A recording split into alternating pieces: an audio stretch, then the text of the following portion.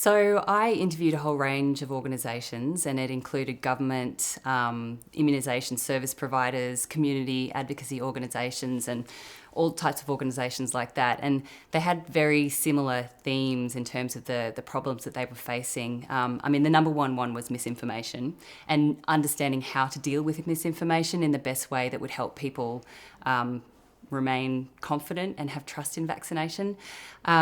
Attached to misinformation was understanding how to deal with anti-vaccine activists. It was one of those things where attacks from activists and dealing with questions and interactions with activists took up a lot of time for these organisations. So not only was it distressing a lot of the time, it took up a lot of resources where they could have been speaking to people who had genuine questions and wanted to learn more about vaccines.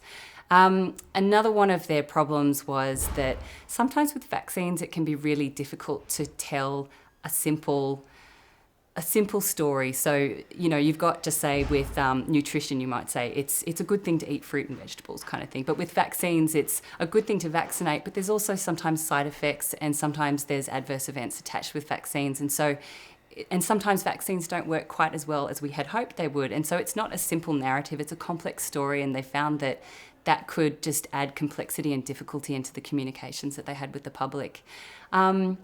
Another problem that they faced as well was there's a lot of hostility in that environment, not just from anti-vaccine activists, but sometimes from people who were advocating for vaccines as well. And I guess hostility in my books is never a great environment where you're going to communicate well. And they felt as well that sometimes there were people who had questions and were feeling unsure and had doubts. And in that type of hostile environment, those people weren't necessarily going to step forward and ask questions, because often they would be shot down, even if they were genuinely just trying to learn about vaccines. So those were the main challenges that they faced.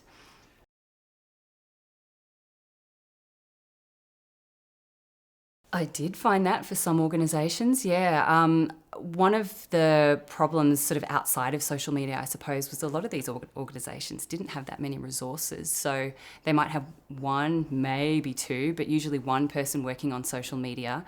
Often that person had other responsibilities as well. And so they just didn't have the resources to pour into the social media that they needed to. So some of the organisations that I spoke to were, given that kind of low resources that they had in the first place, were actually deciding to stay away from certain social media platforms. So Facebook in particular has a reputation for quite vigorous, sometimes hostile, very polarised debates around vaccination. And some of those organisations had just made the decision that they didn't have the resources to kind of deal with the questions and sometimes the attacks from anti-vaccine activists that they were expecting to get, having spoken to colleagues, that they just stayed away from that altogether.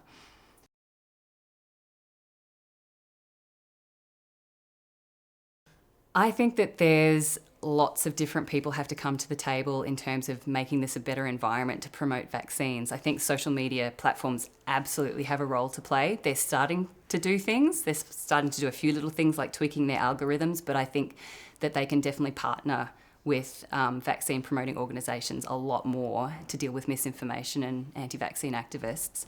But I think I would say that despite the challenges, there are lots of people looking at the different types of strategies that these organisations can use. And I think it's a really, really important thing to have a counterbalance to the misinformation and anti-vaccine sentiment on social media.